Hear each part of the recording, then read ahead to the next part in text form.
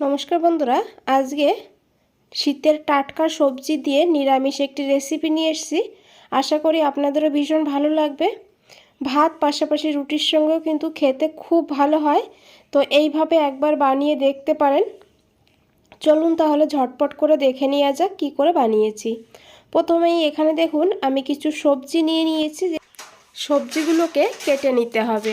তো প্রথমেই এখানে আমি নিয়েছি একটা গাজর, একটা মূলো, আর নিয়েছি একটা আলু, একটা ক্যাপসিকাম, আর একটা ফুলকপি, আর নিয়েছি একটা বেগুন। তবে ফুলকপিটা কিন্তু পুরোটা দেব না। তো এই যে একটা একটা করে নিয়েছি, এই সবজির পরিমাণ বুঝেই কিন্তু সব সবজিগুলো কেটে দেব। এখানে আমি গাজরটাকে কেটে রেখে দিয়েছি জলের ভেতরে। এখন মূলোটাকেও কেটে নেব। গাজর আর মূলোর খোসাটাকে কিন্তু আগের থেকে আমি ছাড়িয়ে নিয়েছিলাম। আর বন্ধুরা, গাজর আর মূলোটা কিন্তু লম্বা করে কেটেছি। আর এদিকে নিয়েছি একটা ক্যাপসিকাম। তো ক্যাপসিকামটাকেও এখন কেটে নেব। তো দেখুন ক্যাপসিকামটাকে এইভাবে কেটে নিতে হবে। আর এখন কিন্তু বাজারে প্রচুর পরিমাণে টাটকা সবজি পাওয়া যায়। তো এইভাবে সব সবজি মিশিয়ে নিরামিষ রান্না করলে আর মাছ মাংসর কথা কেউ বলবেই না, এতটা ভালো হয় খেতে। আর দেখুন আমি ক্যাপসিকামটাকে কেটে নিয়েছি। আর নিয়েছি এখানে বেগুন। তো একটা বেগুনের ওয়েট আছে 250 গ্রাম। তো পুরোটা আমি দেব না, বেগুনের অর্ধেকটা নিয়েছি। তো অর্ধেকটা নিয়ে এইভাবে বেগুনটাকে কেটে নেব। যেভাবে শিমলা মির্চিটাকে কেটে নিয়েছি ঠিক সেইভাবে বেগুনটাকেও কেটে নিয়েছি। এখন জলের ভেতরে রেখে দিয়েছি। আর এখন এখানে নিয়েছি ফুলকপি। তো ফুলকপিটা কিন্তু আমি আগেই বলেছি পুরোটা দেব না। তো এখান থেকে এইভাবে একটা একটা করে ফুলগুলোকে ছাড়িয়ে নেব। আর ফুলকপিগুলোকে এইভাবে একটু ছোট ছোট করে কেটে নেব। তো দেখুন আমি ফুলকপিটাকেও কেটে নিয়েছি। আর এদিকে নিয়েছি আলু। তো আলুটাকে বন্ধুরা লম্বা লম্বা করে কেটে নেব। তো এখানে দেখুন বন্ধুরা আলুটাকেও কিন্তু কেটে নিয়েছি। এখন সমস্ত সবজিগুলোকে খুব ভালো করে ধুয়ে নিতে হবে। আর ধুয়ে আমি একটা প্লেটে নিয়ে নিয়েছি। এদিকে একটা কড়াই বসিয়ে দিয়েছি, কড়াইটাকে গরম করে নিতে হবে। তারপরে দিতে হবে অল্প করে একটু তেজপাতা। দেখুন অল্প করে একটু তেজপাতা নিয়েছি। আর নিয়েছি হাফ চামচ গোটা ধনিয়া, আর নিয়েছি হাফ চামচ গোটা জিরা। এখন লো ফ্লেমে এই মশলাটাকে একটু ভেজে নিতে হবে। গ্যাসের ফ্লেমটা অবশ্যই লোতে রাখতে হবে। মশলাটা যদি বেশি ভাজা হয়ে যায় তাহলে কিন্তু খেতে ভালো হবে না। মশলাটাকে হালকা করে ভেজে এইভাবে তুলে নিতে হবে। আর এদিকে দেখুন বন্ধুরা আমি এই কড়াইতেই দিয়েছি 2 চামচ সর্ষের তেল। রান্নাটা আমি সর্ষের তেলেই করব, তবে সাদা তেলেও করা যাবে। তবে সর্ষের তেলে করলে স্বাদটা কিন্তু বেশি ভালো হবে। তেলটাকে গরম করে দিয়ে দিয়েছি ক্যাপসিকামগুলো। তো ক্যাপসিকামটাকে আগে ভেজে এইভাবে তুলে রেখে দেব, কারণ ক্যাপসিকামটা যদি আমরা সবজির সঙ্গে দিয়ে রান্না করি তাহলে কিন্তু ক্যাপসিকামটা বেশি রকম সিদ্ধ হয়ে যাবে আর খেতে ভালো হবে না। তো সেই কারণে ক্যাপসিকামটাকে আগে এইভাবে ভেজে তুলে নিতে হবে। তো দেখুন সুন্দর একটা কালার হয়ে গিয়েছে। এখন ক্যাপসিকামটাকে তুলে নেব। তো ক্যাপসিকামটাকে তুলে নেওয়ার পর এই তেলের ভেতরেই দিয়ে দেব কেটে রাখা বেগুনগুলো। বেগুনটাকেও কিন্তু আগের থেকে ভেজে তুলে রাখতে হবে, কারণ বেগুনটাও কিন্তু খুব তাড়াতাড়ি রান্না হয়ে যাবে। তো বেগুন ভাজার সময় আমি একটুখানি দিয়ে দিয়েছি লবণ, আর অল্প একটু দিয়ে দিয়েছি হলুদের গুঁড়ো। এখন বেগুনটাকে লাল করে ভেজে নিতে হবে। যেমনই আমরা বেগুন ভাজা খাই ঠিক সেইভাবে বেগুনটাকে ভেজে তুলে নিতে হবে। তো দেখুন বন্ধুরা বেগুনটাকে কিন্তু ভেজে নিয়েছি। এখন এই বেগুনটাকে নামিয়ে নিতে হবে। আর এই তেলের ভিতরে আমি আরও 1 চামচ সর্ষের তেল অ্যাড করে দেব। এখন তেলটাকে ভালো করে গরম করে নিতে হবে। আর তারপরে দিতে হবে 1/4 চামচ পাঁচফোড়ন। আর দিয়েছি এখানে 2টো শুকনো লঙ্কা, একটা তেজপাতা। ফোড়নটাকে একটু ভেজে নেব। এইভাবে ভাজতে ভাজতে দেখবেন সুন্দর একটা গন্ধ বেরিয়ে যাবে। তখন এখানে দিতে হবে অল্প করে একটু হিং।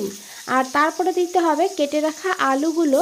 তো আলুটা যেহেতু রান্না করতে টাইম বেশি লাগবে সেই কারণে কিন্তু আলুটাকে আগে দিয়ে একটু ভেজে নিতে হবে। তো দেখুন আলুটাকে দিয়ে দিয়েছি। এখন আলুটাকে হালকা করে ভেজে নেব। তো বন্ধুরা এখানে আলুটাকে কিন্তু ভেজে নিয়েছি, এইটুকু ভাজলেই হবে, এর থেকে আর বেশি ভাজার দরকার নেই। তো তারপরে দিয়ে দিয়েছি কেটে রাখা ফুলকপিগুলো। তো ফুলকপিগুলোকে দিয়েও একইভাবে হালকা করে একটু ভেজে নেব, কারণ ফুলকপিটাও কিন্তু একটু টাইম বেশি লাগে ভাজতে। তো দেখুন বন্ধুরা এখানে আমি ফুলকপিটাকেও কিন্তু ভেজে নিয়েছি হালকা করে। এখন দিয়ে দিতে হবে কেটে রাখা গাজর আর মূলোটা।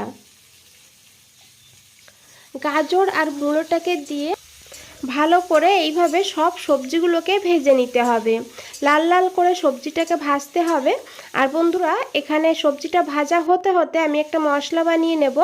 তো এখানে নিয়েছি ভেজে রাখা মশলা, যে মশলাটা আমরা ভেজে রেখেছি ধনে আর জিরে দিয়ে, সেই মশলাটা কিন্তু ঠান্ডা হয়ে গিয়েছে, তারপরে নিয়েছি।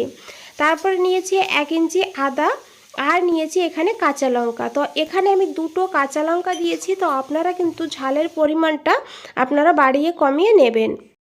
আর একটু জল দিয়ে একদম মিহি করে মশলাটাকে বেটে নিতে হবে। আর এদিকে দেখুন সবজিগুলো বেশ ভালোভাবে ভাজা হয়ে গিয়েছে।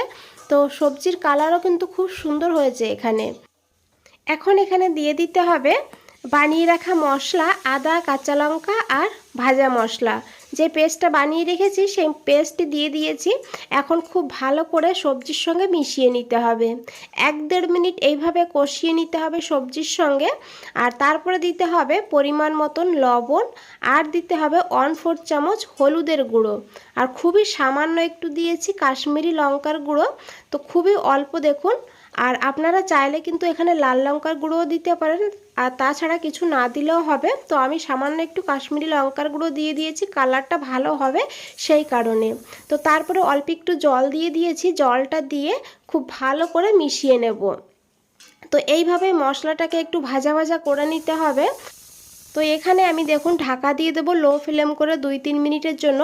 2 মিনিট পর ঢাকনাটা খুলে নিয়েছি। এখন খুব ভালো করে একবার মিশিয়ে নিতে হবে। বন্ধুরা এখানে আরেকটা কথা বলে রাখি, আপনাদের যদি বড়ি ভালো লাগে তাহলে একটুখানি বড়ি ভেজেও এর ভেতরে দিলেও খেতে খুব ভালো হবে। তো দেখুন আমি সবজিটাকে খুব ভালো করে নাড়াচাড়া করে মিশিয়ে নিয়েছি, আর মশলা সবজি ভালোভাবে কিন্তু কষানো হয়ে গিয়েছে। তো এইভাবেই মশলাটাকে সবজির সঙ্গে খুব ভালো করে কষিয়ে নিতে হবে। আর তারপরে দিতে হবে এখানে কয়েক দানা চিনি। তো চিনি যদি ভালো লাগে দেবেন, আর না হলে স্কিপ করে দেবেন।